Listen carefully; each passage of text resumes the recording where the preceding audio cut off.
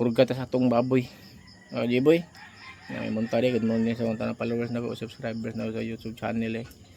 May gamit latigo mga Jiboy, may gamit latigo 1,000. O sa akin ani, ilaghan na grams 10 grams usa ka anay ni. Nya, naman ni anak ato ang baboy, duha ka ingon ani. Ay duha ka latigo 1,000. Kay walo man nakabuk anak. Bahay na siya. Style na ko gibasa na ko og tubig ang lawg. Nya, atong ano ni siyang ihatag sa atong baboy kaya nagmata na.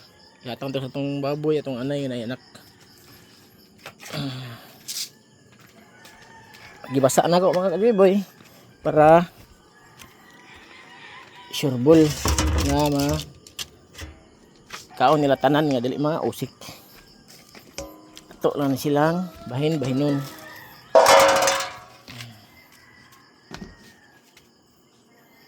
Mata na itong mga baboy. Mata na. Purga apilinahan. Kay ipis kay glawas sa itong ginahan. Kay daot kay itong siyang mga anak nga iyang gipakaon. O gipatutoy. Siguro na ito mga kajiboy. Itong lawag nga na ay latigo 1,000. Itong sachet niya akong gisagol ni mga kajiboy. Kini akong lawag din mga kajiboy. Diri ito niya usa na kaklase. Na ay gistit o lactating ani. Yan ay gawing grower. Nya naasa ni siya ay pre-starter o starter. Dagko naman natong mga baboy. Siya. Manay akong style sa akong papakaon mga kajiboy. Kaya dagko na itong baktin. Ito na silang bahinan.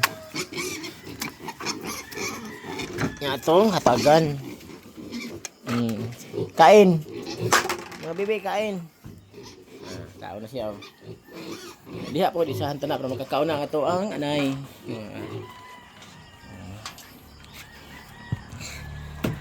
Ito ang tagaan.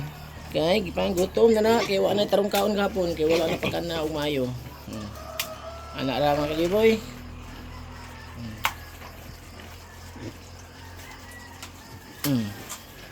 Siguradoon gyud nimo magkakaon sila tanan. Dili mag ilugay sa usa ka laog diha gana diha para matis makakaon sila tanan. Sunod na ako ng buhaton na J-boy kay ato naman ang isang ibuwag sa inahan ng mga laktin.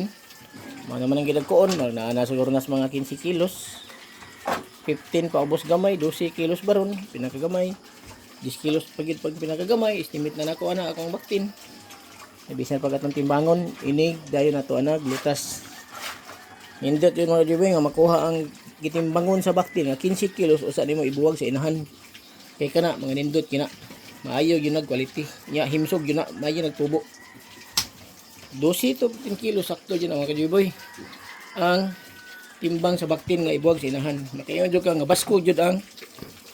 baskog ang mga anak. Nya usa pa sad mong baskog ang mga anak kay butan ang inahan. Dili magdinaw sa iyang tutoy. Yang gatas kajiboy. Hindi akong style mga kajiboy. Adto na paunon ra na mga kajiboy. Atong katag-katagon. Purga tunod ani vitamins. Tirang tag vitamins dayon buwag na ta sa inahan. Kaya ato na ni silang ilahi sa inahan.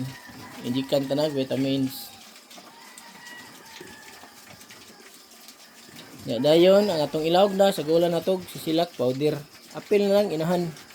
Para himso gyud nya dali sad mamiga ang ato ang inahan usara kasi mana labing taas mamiga na atong anay.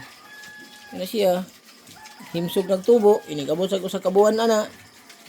Kay ato naman na siyang starter ang gipakaon na pulos. Usa ka buwan na purgahon sa tanan atong mga baktin kay baboy naman na sila. Kada buwan purga. Mao na ako ang style mga kajiboy. Kada buwan gyud na purga. Basta patiners. Para himsog og dagko atong baboy. Sige mga kajiboy. Mayong adlaw niya. Subscribe din sa akong YouTube channel. Joey Boy _.niya _apostrophe og CG7 kabahog manaw YouTube channel. Duhang content ana na ako sa Pilipinas og content sa usa dito ko sa New Zealand. Nagtrabaho ko dairy farm. Pag abot na ko diri, farm gihapon na akong trabaho. Pero wala na ko nag pasweldo ug amo. ako na mo sildo sa akong kaugalingon. Kuhon. Nya ang akong gibuhi sa dili ako ah. Dili na sa akong amo. Ako na jud ang akong gibuhi.